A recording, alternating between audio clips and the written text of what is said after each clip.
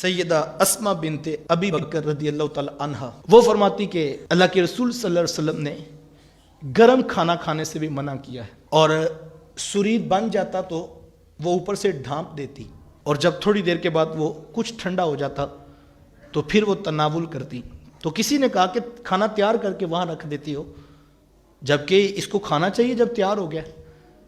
तो हज़रत अस्मा बिनते अबी बकर रदी अल्लाह ताला अन्हा फरमाती कि मैंने हुजूर से सुना है कि जब खाना ठंडा हो जाता है ये ज़्यादा बरकत वाला हो जाता है। यानी उस हमारे यहाँ तो मिजाज हमको होता है कि वह चूल्हे से उतरे और फिर ही हम जस्ट डायरेक्ट खा लें। ये जो तिब के माहिरीन है वो ये कहते हैं कि इतना गर्म खाना मुवाफिक नहीं है तबीयत के, थोड़ा सा ठंडा हो ले तो फिर इसको आप जो वो इस्तेमाल करें। तो इसमें हुजूर फरमा रही है ज़्यादा बरकत वाला हो जाता है खाने को चबा कर इस्तेमाल करना।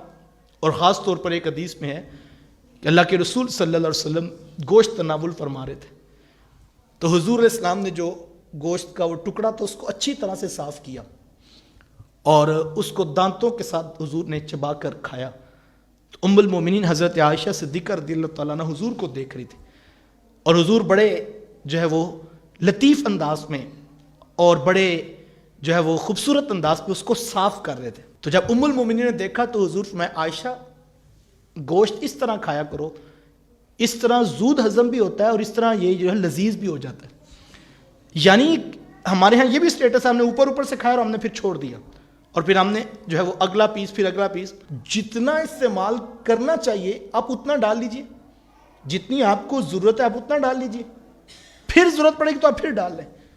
लेकिन हम लोग जल्दी जल्दी ऊपर ऊपर से खा के हम फिर बाकी रखा फिर दोबारा नया डाल दिया, तो खाने को ज़ाया ना किया जाए।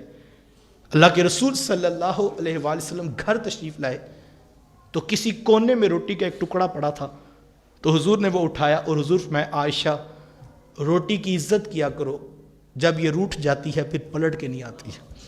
यानी कदर का दर्स दिया गया, अल्लाह ने इनाम दिया, अल्लाह ने नेमत दी है, तो उसको सही तरीके से इस्तेमाल करना ये खाने के आदाब हैं। हमारे यहाँ स्टेटस का हिस्सा बन जाता है, वो एक गिलास पानी है तो आधा पिया तो आधा छोड़ दिया, कोल्ड ड्रिंक ली तो आधी छोड़ दी, तो ये भी हमारा स्टेटस का हम अमीर होते हैं।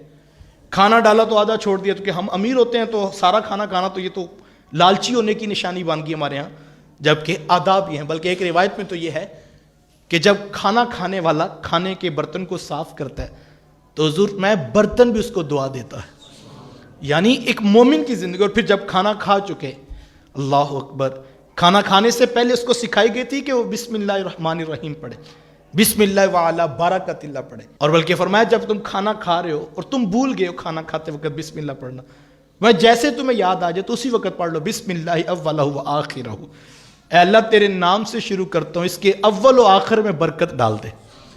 और जैसे खाना मुकम्मल कर ले तो फिर साथ ही जो है वो दुआ के हाथ उठाए और कहे मालिक तेरा शुक्र है कि तूने मुझे जो है वो ये नेमत अता की है।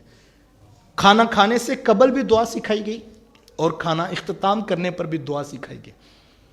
तो लगता यूं है कि इस्लाम का मकसूद ये है कि इस्लाम के मानने वाले का हर अमल जो वो करे उसका ताल्लुक अपने रब के साथ रहना चाहिए।